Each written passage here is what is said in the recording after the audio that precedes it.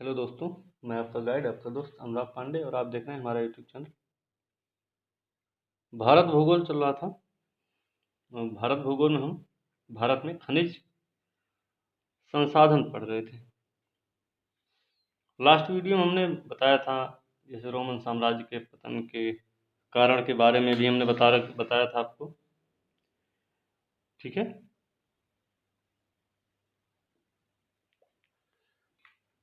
तो उसमें दो कारण हमने बताए थे कि खनिज निक्षेप का क्षीण होना और मृदा अपरदन, दो चीज़ें हमने बताई थी। फिर हमने धात्विक खनिज फिर अधात्विक खनिज के बारे में बताया। इसके बाद खनिज पदार्थ, ऊर्जा संसाधनों का स्थानिक वितरण। ठीक है, ये सब बताते हुए हम लास्ट वीडियो को समाप्त किए थे। ठीक है, आज की वीडियो ऊर्जा खनिज पर आधारित है, जिसमें शुरुआत करेंगे कोयला से। ठीक है, तो खनिज ईंधन क्या है? खनिज ईंधन ईंधन की गुणवत्ता से युक्त खनिजों में कोयला, पेट्रोलियम, प्राकृतिक गैस और रेडियोधर्मी खनिज, ये सब इसमें शामिल रहते हैं। ठीक है, इसमें हम सबसे पहले ऊर्जा खनिज पढ़ रहे हैं, तो ऊर्जा खनिज हम सबसे पहले कोयले की बात करेंगे। ठीक है, आपको पता है कि भारत में ऊर्जा का सबसे बड़ा स्रोत कोयला ही है ना, जो कि वाणिज्यिक ऊर्जा का भी प्रमुख स्रोत है। ठीक है, तो देखते हैं कोयले के बारे में, मतलब खनिज ऊर्जा ऊर्जा संसाधन के बारे में। ठीक है ना, तो वीडियो को लास्ट तक जरूर देखें और वीडियो को लाइक शेयर कमेंट करना ना भूलें, साथ में चैनल को भी सब्सक्राइब कीजिए। अभी बीपीएससी की टेस्ट सीरीज हम शुरू नहीं किए हैं, प्रैक्टिस सेट यूट्यूब पर ही चलाएंगे। ठीक है, तो हम उसे भी शुरू करेंगे, दिवाली बाद स्टार्ट करेंगे उसे। ठीक है, तब तक आप लोग इनको सुन के इनको याद करते रहिए। तो बात करते हैं कोयले की। कोयला क्या है? कोयला हाइड्रोकार्बन से निर्मित एक ठोस संस्तरित शिला है। क्या है?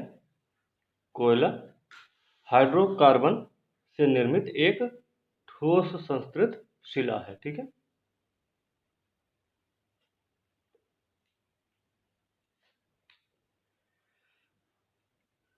सबसे पहली चीज,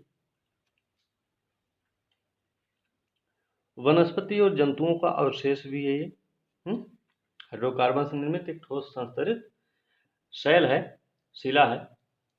ये ये इस पे प्रश्न आ चुका है पहले। ठीक है, पहले वाले स्टेटमेंट पे हाइड्रोकार्बन से निर्मित एक ठोस संस्तरित शिला है। भारत में वाणिज्यिक ऊर्जा का प्रमुख स्रोत भी है। ध्यान रखना कि भारत में वाणिज्यिक ऊर्जा का प्रमुख स्रोत, मतलब भारत में ऊर्जा का सबसे बड़ा स्रोत है ये। ठीक है ना, इसका प्रयोग कोयले का आपको पता ही है कि ऊष्मा और प्रकाश की आपूर्ति के लिए किया जाता है, नॉर्मल सी बात है। फिर अच्छा, वनस्पति और जंतुओं का अवशेष जो है, वनस्पति व जंतुओं के कार्बनिक है, जो अवसादी शैलों में विभिन्न माध्यमों से एकत्र कर दिया जाता है। ठीक है ना, तो वनस्पति जंतुओं के कार्बनिक अवशेष हैं ये, जो अवसादी शैलों में विभिन्न माध्यमों में एकत्र कर दिए जाते हैं। ठीक, ये चीज भी पता होनी चाहिए कि अवसादी शैलों में विभिन्न माध्यमों में उससे एकत्र कर दिए जाते हैं। तापगृहों में उत्पादित विद्युत ऊर्जा को संप्रेषण के द्वारा दूर दराज के क्षेत्रों में भेजा जाता है। इस पे भी प्रश्न था कि तापगृह में जो ऊर्जा ये कोयले से जो विद्युत बन रही है, इसको संप्रेषण के द्वारा दूर दराज के क्षेत्रों तक भेजा जाता है। ये भी चीज ध्यान रखना है। एक फैक्ट और याद रखना ये कि भारत में जो डीजल विद्युत के प्रयोग से भारतीय रेल कोयले का सीधा और प्रत्यक्ष करने वाला ग्राहक कभी हुआ करता था, वो इस समय नहीं। ठीक है, यह कभी सबसे बड़ा उपभोक्ता हुआ करता था। चलिए अब इसके वितरण की बात करते हैं। गोंडवाना और तृतीय कल्प क्षेत्र में मिलता है।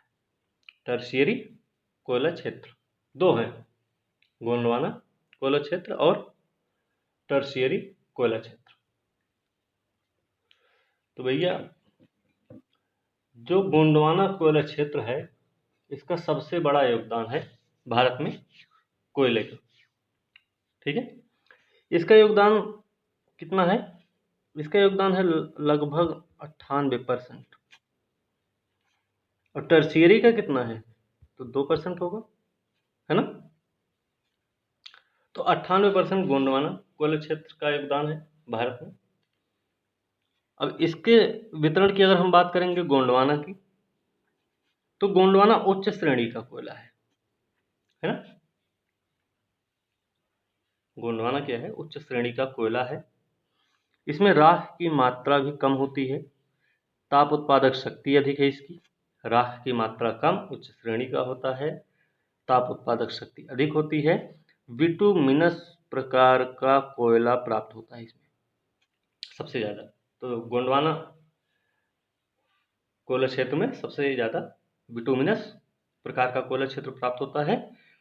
और बिटुमिनस में सल्फर की मात्रा जो होती है वो न्यून होती है, मतलब कम होती है। ठीक है,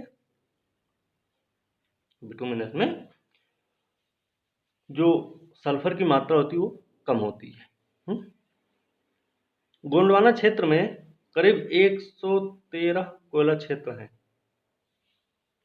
और इनमें से सिर्फ 80 क्षेत्र नहीं, पूरे भारत में 113 क्षेत्र हैं, जिसमें से देखा जाएगा तो 80 क्षेत्र कहाँ पे हैं? गोंडवाना कोयला क्षेत्र में ही स्थित है। ठीक है, भंडार की अगर हम बात करें तो ये 90% नहीं 98% है। ठीक है, अब इसके क्षेत्र की अगर हम बात करेंगे गोंडवाना शैल तंत्र के, तो दामोदर घाटी है, सोन घाटी है, महानदी, गोदावरी, कान्हन, पेंच, वर्धा, सतपुड़ा और राजमहल पहाड़ी क्षेत्र। तो याद रखना है कि गोंडवाना शैल तंत्र दामोदर, सोन, महानदी, गोदावरी, कान्हन, पेंच घाटी नदियां हैं ये, वर्धा, सतपुड़ा, राजमहल। ठीक है ना। तो ये चीज हमें ध्यान रखना है। अब देखिए दामोदर घाटी वाला जो क्षेत्र है वो आपका पड़ता है वेस्ट बंगाल और झारखंड में, है ना। वेस्ट बंगाल और झारखंड में पड़ता है आपको दामोदर घाटी क्षेत्र। सोन की बात करें, सोन घाटी आपका पड़ेगा एमपी प्लस कहाँ पे? छत्तीसगढ़, सीजी। तो सोन घाटी मध्य प्रदेश छत्तीसगढ़ में मिलता है। महानदी आपका उड़ीसा में है। गोदावरी वाला जो क्षेत्र है वो आपका पड़ता है आंध्र प्रदेश।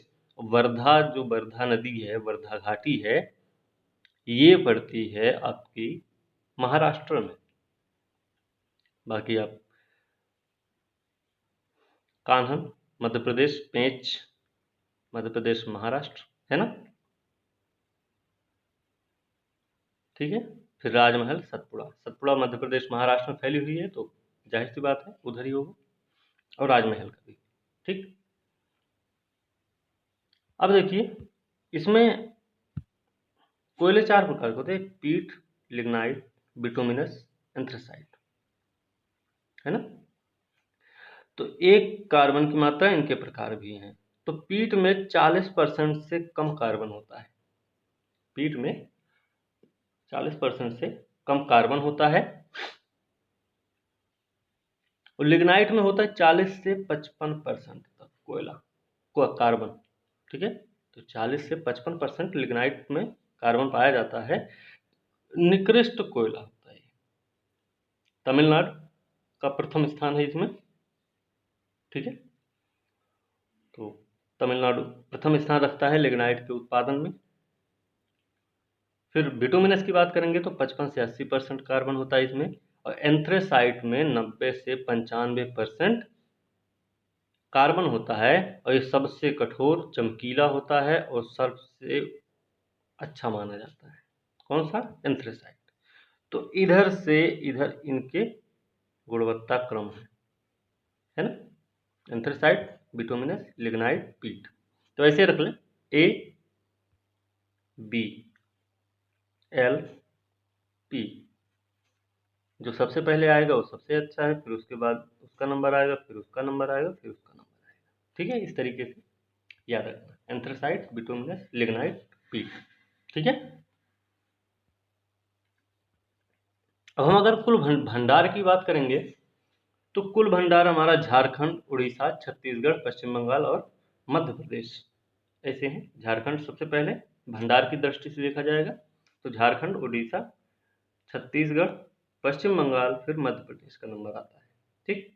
लेकिन अगर उत्पादन की बात करेंगे तो यहाँ से ये इधर, फिर ये, फिर ये, कैसे?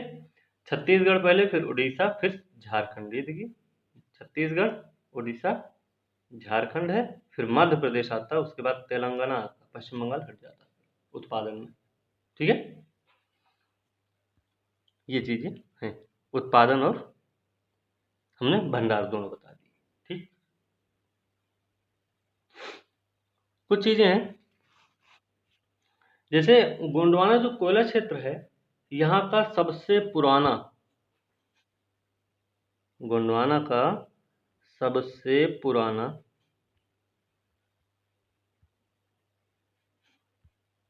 कोयला क्षेत्र कौन सा है भाई? रानीगंज। रानीगंज कहाँ पड़ता है? आपको पता होगा, पश्चिम बंगाल में पड़ेगा ये, ठीक है। और दूसरी चीज, सबसे बड़ा कोयला क्षेत्र भी माना जाता है पश्चिम बंगाल, सबसे बड़ा कोयला क्षेत्र, क्षेत्रफल के हिसाब से होगा, है ना। रानीगंज, रानीगंज कोयला क्षेत्र सबसे पुराना भी है, पश्चिम बंगाल में है और सबसे बड़ा कोयला क्षेत्र भी है, ठीक है। चलिए आगे देखते हैं। अभी इसी में टर्शियरी की बात नहीं की, टर्शियरी की भी बात कर लेते हैं।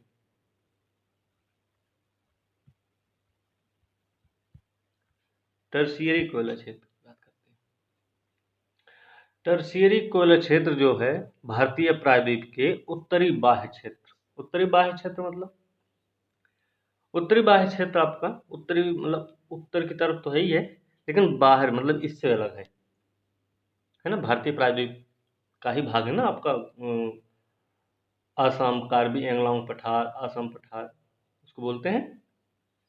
तो वो प्रायद्वीपी भाग, पठार का ही एक भाग है, जो कि भ्रंशन के द्वारा अलग हुआ है मालदा गैप से, मालदा गैप के थ्रू, मालदा गैप के द्वारा भ्रंशन से अलग हुआ है, वो प्रायद्वीप का ही भाग है। उसका नाम है कार्बी एंगलोंग पठार, आसाम पठार, ठीक है। तो टर्शियरी जो कोयला क्षेत्र है वो पाया जाता कहाँ पे? आसाम में मिलेगा, ध्यान रखना, मेघालय में मिलेगा, अरुणाचल प्रदेश में, अरुणाचल प्रदेश में, अरुणाचल प्रदेश में भी मिलेगा, ठीक है। जम्मू कश्मीर में भी मिलता है। इसके अलावा सिक्किम, टर्शियरी कोयला क्षेत्र है आपके, कौन कौन सा? आसाम, मेघालय, अरुणाचल प्रदेश, जम्मू कश्मीर और सिक्किम, या फिर टर्शियरी कोयला क्षेत्र, ठीक।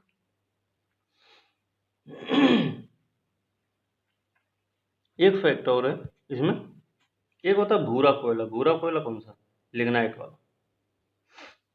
भूरा लिग्नाइट को भूरा कोयला भी बोलते हैं, इसी भूरा कोयला लिग्नाइट को ही बोलते हैं, ध्यान रखना इसका। तो तमिलनाडु में हम बताया सबसे ज़्यादा पहला स्थान रखते तमिलनाडु, फिर गुजरात, राजस्थान, जम्मू कश्मीर, पांडिचेरी, ये सब थोड़े से ध्यान रखना है, ठीक। तो तमिलनाडु बताया था, गुजरात हो गया आपको, राजस्थान हो गए, ठीक। फिर जम्मू कश्मीर में भी मिलेगा भूरा कोयला, लिग्नाइट वाला, और पांडिचेरी भी है,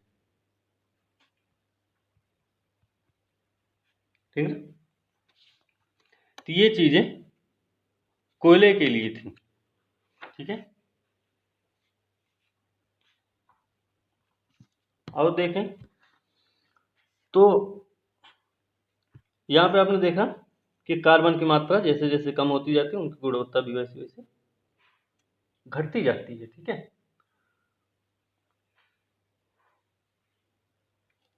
तो रासायनिक दृष्टि से कार्बन जो है कोयले को रंग और ऊष्मीय क्षमता प्रदान करता है, कौन? कार्बन, ठीक है ना। और उष्णता और अशुद्धता के आधार पे ये बंटवारा है इनका, कोयले का जो बंटवारा है वो कैसे है? उष्णता और अशुद्धता के आधार पे, ठीक है। फिर एक है कोरबा कोयला क्षेत्र, ये कहाँ है? कोरबा छत्तीसगढ़ में पड़ता है ना। छत्तीसगढ़ में कोरबा कोयला क्षेत्र जो है वो हसदेव नदी बेसिन है, हसदेव नदी बेसिन है, ठीक है। यहाँ पे है कोरबा कोयला क्षेत्र, हसदेव नदी बेसिन क्षेत्र छत्तीसगढ़ में है, ठीक है। और भी है हमारे कोयला क्षेत्र, जैसे तलचर, तलचर कहाँ है? तलचर तो उड़ीसा में पड़ता है, तलचर नहीं, नाम इसका है तालचिर, ठीक है, उड़ीसा में पड़ता है। यह है ब्राह्मणी नदी घाटी, यहाँ पे पड़ती है, ब्राह्मणी नदी घाटी है ये। तलचर वाला जो क्षेत्र होता है वो ब्राह्मणी नदी घाटी में है। इसका जो प्रबंध की बात अगर करें तो कोल इंडिया लिमिटेड की अनुषंगी है महानदी कोल फील्ड लिमिटेड। इसका प्रबंध कौन करता है? प्रबंध करता है, प्रबंधन का काम कौन कर रहा है? Mahanadi coal field limited, Mahanadi coal field limited इसका प्रबंधन करती है, तलचर कोयला क्षेत्र का जो ब्राह्मणी नदी घाटी में है। और ये जो महानदी कोल फील्ड लिमिटेड है, ये कोल इंडिया लिमिटेड CIL, कोल इंडिया लिमिटेड की अनुषंगी है, ठीक है। आगे है नामचिक नामकुफ, है ना, नामचिक नामकुफ कोयला क्षेत्र, ये कहाँ पे है? हमने अरुणाचल प्रदेश का नाम लिया था, तो ध्यान रखना प्रश्न में अरुणाचल प्रदेश सीधे नहीं हो सकता, तो ये जरूर आ जाएगा नामचिक नामकुफ कोयला क्षेत्र किस राज्य में स्थित? तो अरुणाचल में है। अरुणाचल में भी पूछा जाए कहाँ, तो चांगलांग जिला है, अरुणाचल के चांगलांग जिले में है नामचिक नामकुफ कोयला क्षेत्र, ठीक है। लिग्नाइट की भी लिग्नाइट की जो हम बात किए थे, लिग्नाइट कहाँ गए? ये लिग्नाइट तमिलनाडु पहला स्थान रखता है। तो इस समय लिग्नाइट कोयले का उत्पादन नेवेली में किया जाता है, नेवेली, नेवेली तमिलनाडु में है, ठीक है ना। ये चीज ध्यान रखना। एक है शेल गैस, क्या है ये? शेल गैस देख लेते हैं। तो शेल गैस जो है ये गैर परंपरागत ऊर्जा का स्रोत है, गैर परंपरागत है ये, पहली बात तो ये हो गया।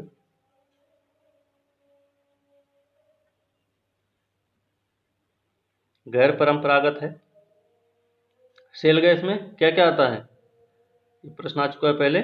तो मीथेन है, इथेन है, प्रोपेन है और ब्यूटेन है, ब्यूटेन नाम है, ठीक है। मीथेन, इथेन, प्रोपेन, ब्यूटेन जो है शेल गैस में मिलते हैं, शेल गैस जो है इन्हीं का मिश्रण है, मीथेन, इथेन, प्रोपेन, ब्यूटेन का। ठीक है। अब शेल गैस के अगर हम क्षेत्र की बात करेंगे भारत में, तो सिंधु गंगा का मैदानी क्षेत्र, आपका सिंधु गंगा का मैदानी क्षेत्र जो कि आसाम, गुजरात, राजस्थान में फैला हुआ है। आसाम, गुजरात, राजस्थान में फैला हुआ सिंधु गंगा का मैदानी क्षेत्र। ठीक है। अब कोयले के बारे में अगर हम पढ़े हैं तो हमें इसकी समस्याएं भी जाननी जरूरी हैं। कोयला उद्योग की समस्याएं क्या हो सकती हैं? कोयला उद्योग की समस्या क्या है?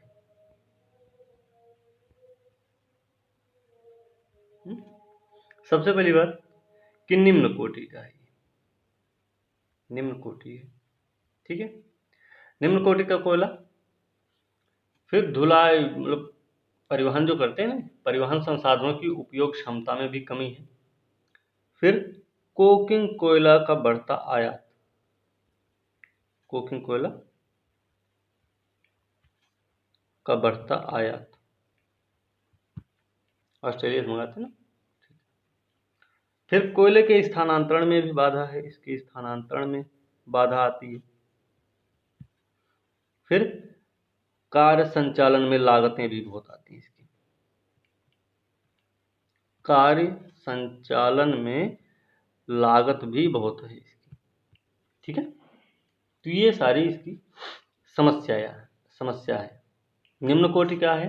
धुलाई संसाधनों के उपयोग क्षमता में कमी, मतलब परिवहन क्षमता में कमी है। कोकिंग कोयले का बढ़ता आयात है, और कोयले के स्थानांतरण में बाधा, साथ में कार्य संचालन की लागत भी अधिक है। ठीक है। ये हो गया आपका कोयले का। अब आगे देखेंगे पेट्रोलियम और प्राकृतिक गैस। चलिए, पेट्रोलियम और प्राकृतिक गैस के बारे में देखते हैं क्या है भाई। पेट्रोलियम जो है हाइड्रोजन और कार्बन का यौगिक होता है। पेट्रोलियम हाइड्रोजन और कार्बन का यौगिक होता है, साथ में अवसादी शैलों में मिलता है, मतलब टर्शियरी काल की अपनतियों, है ना। अवसादी शैलों में मिलता है, तो टर्शियरी काल की अपनतियों और भ्रंश फंदों में पाए जाते हैं। ठीक है। टर्शियरी काल की अपनतियों और भ्रंश फंदों में पाए जाते हैं, जो कि अवसादी शैल है। ध्यान रखना है इस चीज का। दूसरी चीज है, पेट्रोलियम बहुमुखी उपयोगिता के कारण इसको तरल सोना भी कहा जाता है। बहुमुखी उपयोगिता है इसकी, तो इसे तरल सोना भी कहा जाता है। ठीक है। सबसे पहले अगर हम बात करेंगे तो 1860 में Assam railway and trading company के द्वारा मार्घेरिटा है, आसाम में पड़ता है, ध्यान रखना, मार्घेरिटा क्षेत्र है। तो सबसे पहले आसाम रेलवे ट्रेडिंग कंपनी ने कहाँ पे? मार्घेरिटा के पास में 1860 में पता लगाया था। किसका? पेट्रोलियम का। ठीक है। पता तो लगा 1860 में सबसे पहले मार्घेरिटा में असम रेलवे ट्रेडिंग कंपनी के द्वारा। लेकिन 1867 में पहला तेल कुआं माकूम में खोला गया। माकूम आसाम में ही पड़ता होगा।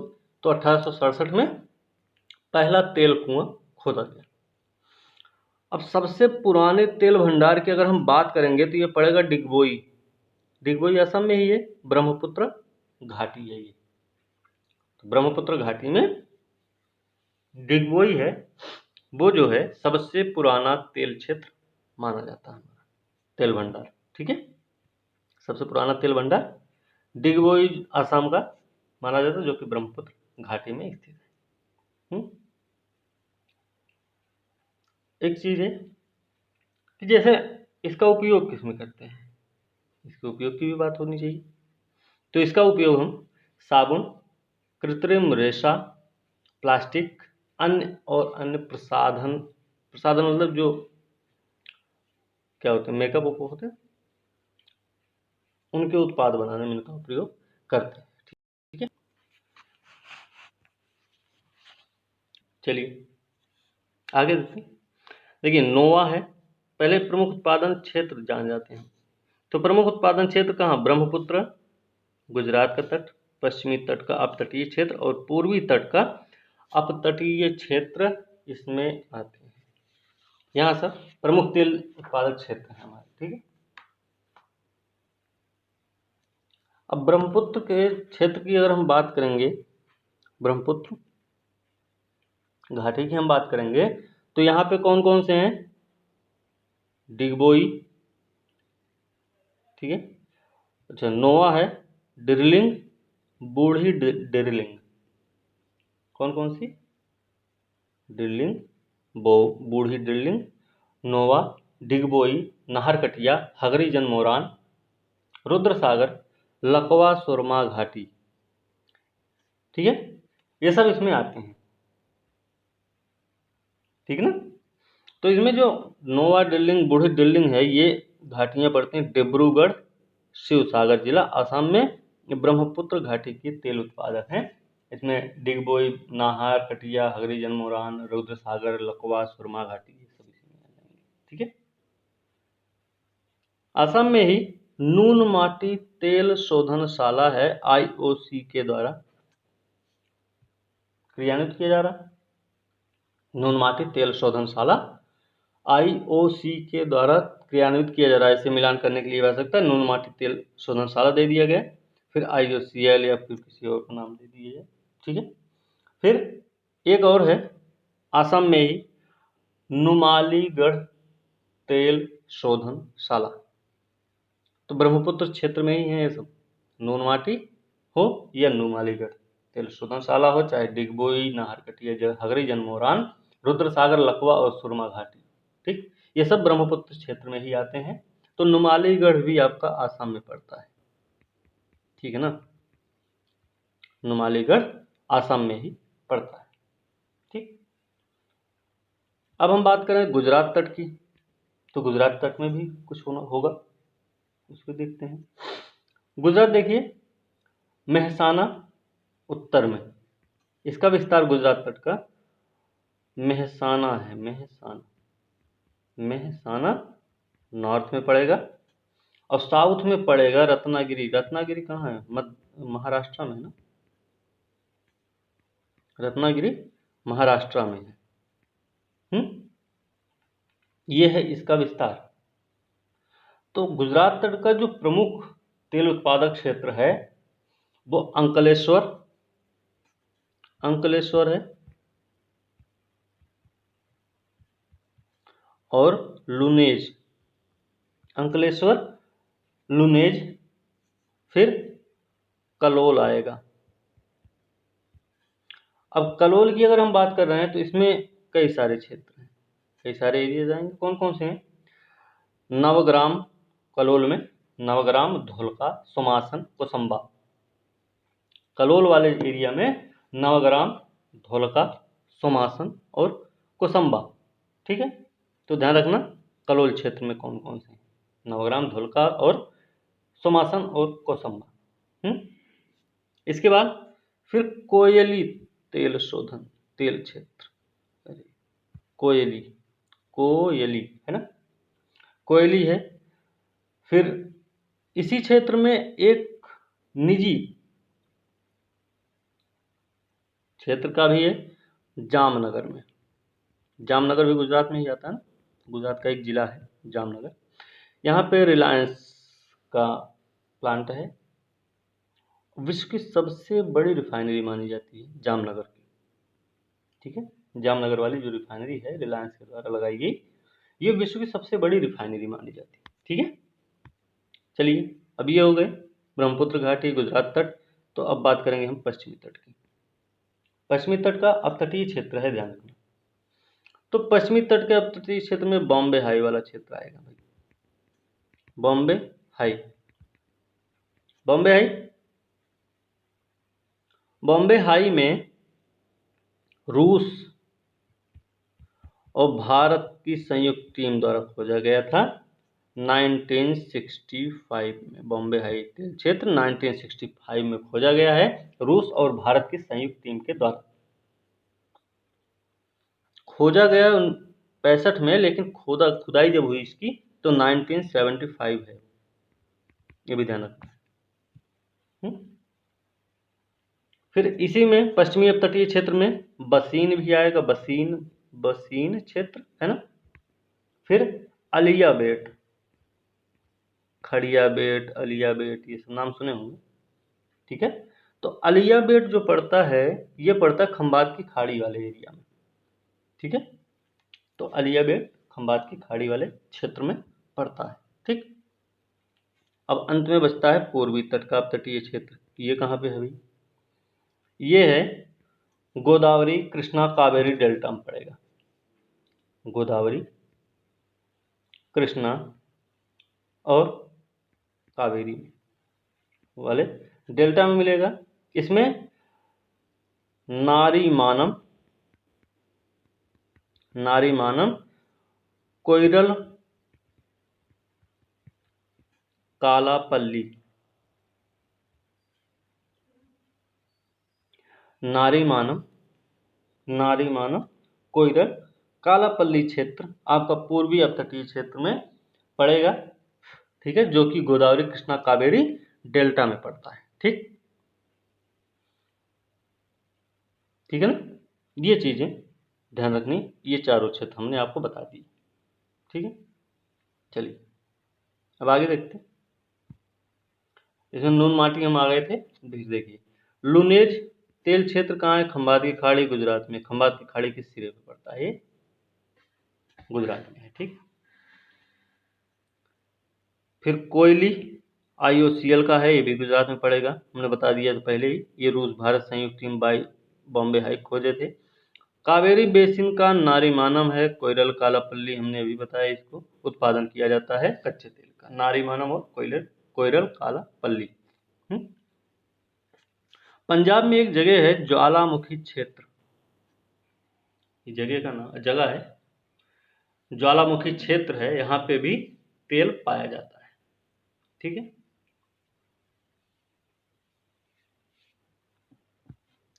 फिर कच्चे तेल के खनिज भंडार हैं ज्वालामुखी क्षेत्र आपके, ठीक है, पंजाब में। फिर मंगला भाग्यम है, शक्ति है, ऐश्वर्या है, बाड़मेर, सांचौर बेसिन कहाँ पे? राजस्थान में ना, क्योंकि बाड़मेर आपका राजस्थान में पड़ता है। तो मंगला भाग्यम, शक्ति, ऐश्वर्या, ये बाड़मेर और सांचौर बेसिन, बाड़मेर सांचौर बेसिन में मंगला भाग्यम, शक्ति, ऐश्वर्या पड़ते हैं, ठीक। चलिए खोजे गए तेल क्षेत्र हैं ये। आगे भी है। अपतटीय क्षेत्रों के तेल भंडार पर भारत सरकार का नियंत्रण होता है, ये भी ध्यान रखना। अपतटीय क्षेत्र हमने बताया पूर्वी घाट का अपतटीय क्षेत्र, पश्चिमी घाट का अपतटीय क्षेत्र, तो उस पर भारत सरकार का नियंत्रण रहता है, ठीक है। पेट्रोलियम का सबसे ज्यादा उत्पादन जो होता है वो कहाँ पे होता है? बॉम्बे हाई में ही होता है। बॉम्बे हाई में सबसे ज्यादा पेट्रोलियम का उत्पादन किया जाता है। यहाँ पे सर्वाधिक उत्पादक राज्य की अगर हम बात करेंगे तो आपका राजस्थान आएगा। इंडियन ऑयल कॉरपोरेशन की बरौनी तेल शोधन बिहार की एकमात्र तेल शोधनशाला है, बरौनी में, ध्यान रखना इसका। इंडियन ऑयल कॉरपोरेशन की जो बरौनी कौन चला रहा है? इंडियन ऑयल कॉरपोरेशन, मतलब IOC ने, IOC तेल शोधनशाला कहाँ पे है? बिहार में पड़ती है, ठीक है। ये प्रश्न आ चुका है, ये बरौनी किसकी है, फिर ये विशाखापत्तनम में किसका है, मथुरा का किसका है, ठीक है। तो ये प्रश्न आ चुका है पहले। तो भाई Visakhapatnam Hindustan power corporation limited HPCL का है, HPCL का विशाखापत्तनम में है। उत्तर प्रदेश में मथुरा में है एक, ठीक है। फिर तातीपाका कहाँ है?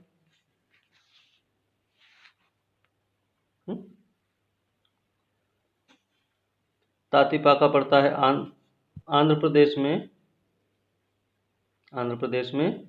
पानीपत रिफाइनरी भी हरियाणा में है। बीना मध्य प्रदेश में है, बीना रिफाइनरी, ठीक है। एक योजना है कि भारत को कच्चे तेल की आपूर्ति में रुकावट से अलग रखने के लिए भारत ने क्या किया, India strategic petroleum reserve limited की स्थापना की। भारत ने कच्चे तेल की आपूर्ति में रुकावट से अपने आप को अलग रखने के लिए India strategic petroleum reserve limited की स्थापना की, जो कि 3 जगह पे है। कहाँ कहाँ? विशाखापत्तनम में है, मंगलौर में है, पादुर में है। ठीक है, इनका चयन किया गया है। अब लगे हाथ ये भी देख लेते हैं कि भारत में पहला भयानक ऊर्जा संकट आया था 1973 में। 1973 में पहला भयानक वाला ऊर्जा संकट आया था भारत में। ठीक, अब भारत में तेल अन्वेषण मतलब खोज का काम कौन करते हैं, ये भी आपको पता होना चाहिए। ONGC करता है, oil India limited, OIL, oil India limited, और ONGC, ये दोनों तेल अन्वेषण का काम करते हैं। ठीक है, एक योजना रही है हाइड्रोजन विजन, ये प्रश्न आ चुका पहले, ये पेट्रोलियम उत्पाद से संबंधित था। ठीक है, ये भी हमें ध्यान रखना है ना।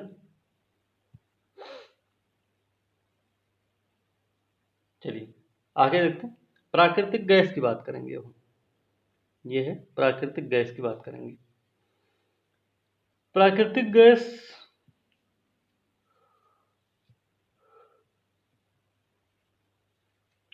जो है, इसका खोज और उत्पादन का काम ONGC और ऑयल इंडिया लिमिटेड के द्वारा तथा प्रसंस्करण, संप्रेषण, वितरण का काम गेल करता है। खोज और उत्पादन का काम तो ONGC और ऑयल का है, ऑयल इंडिया लिमिटेड का, लेकिन जो संप्रेषण, प्रसंस्करण और वितरण का काम है, ये काम करता है गेल। गेल कौन? Gas Authority of India limited, है ना, महारत्न का दर्जा प्राप्त कंपनी है ना गेल, भेल, सेल, गेल ऐसे हैं। ONGC भी है इसमें, IOCL है ना, ऐसे हैं। तो इनकी एक लिस्ट ध्यान रखनी है। चलिए, फिर भी इतना ध्यान रखना है। बात करेंगे प्राकृतिक गैस का सबसे बड़ा भंडार बम्बई हाई, है ना, सबसे बड़ा भंडार बम्बई हाई और बसीन क्षेत्र में मिलता है। फिर इसके अलावा कहाँ भाई, नाहरकटिया, हगरीजन, मोरान वाला एरिया हमने वही बताया था तेल वाले में, ये आसाम में पड़ते हैं। नाहरकटिया, हगरीजन, मोरान या फिर मोरान नाम आ जाए तो आसाम में पड़ेगा। जगतिया और गोधा की बात करेंगे तो गुजरात में आएगा। मंगमडम और अवाडी, विरुगंबकम, क्या है, मंगमडम, अवाडी, विरुगंबकम आपका पड़ता है तमिलनाडु में। ठीक है, तमिलनाडु में पड़ता है, यहाँ पे देखिए लिखा गया। ठीक, बरानुरा आपका त्रिपुरा में है, ध्यान रखना। मंगमडम, अवाडी, विरुगंबकम नाम है, तमिलनाडु में है। बरानुरा आपका त्रिपुरा में पड़ता है। फिर बाड़मेर और चरस वाला ये पड़ता है आपका राजस्थान, बाड़मेर सांचौर बेसिन में हमने बताया था। ठीक है, फिर नामचिक और मियाओपुंग, नामचिक का नाम हमने लिया था कोयला के लिए, नामचिक, नामकुफ, अरुणाचल प्रदेश, तो नामचिक और मियाओपुंग गैस प्राकृतिक गैस के लिए है, जो कि अरुणाचल प्रदेश में। ठीक है, तो नामचिक, नामकुफ कोयला क्षेत्र है, नामचिक, मियाओपुंग अरुणाचल प्रदेश में प्राकृतिक गैस के क्षेत्र। ठीक है, ये चीजें पता होनी चाहिए। एक पाइपलाइन है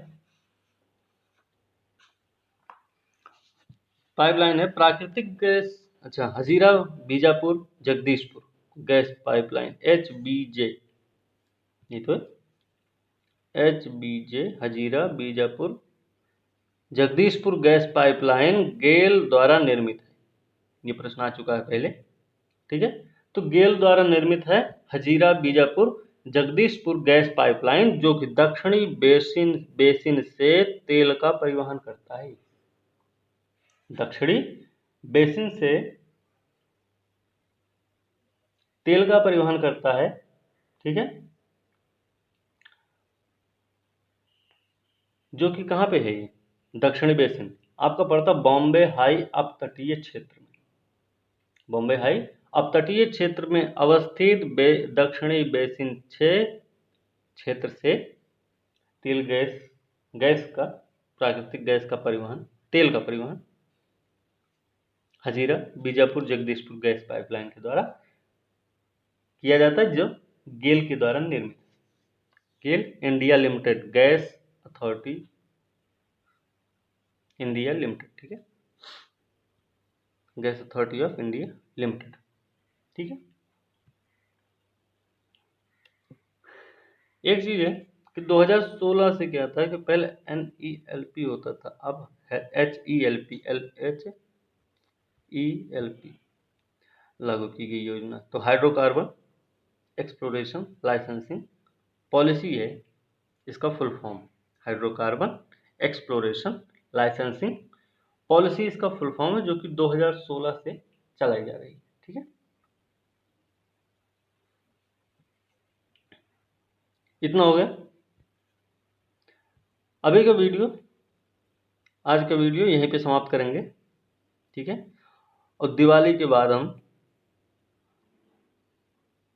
स्टार्ट करेंगे बिहार BPSC के लिए टेस्ट, जैसे UPSC के समय पे किए थे वैसे ही BPSC के भी समय पे हम टेस्ट पेपर चलाएंगे, और वो टेस्ट पेपर YouTube पे चलेगा, ठीक है।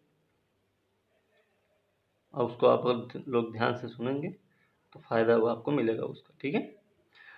तो वीडियो अच्छी लगी तो लाइक शेयर कमेंट जरूर करें, साथ में चैनल को सब्सक्राइब करना ना भूलें। आज की वीडियो में बस इतना ही, अगले वीडियो के साथ हम कल मिलेंगे, तब तक के लिए धन्यवाद, ठीक है।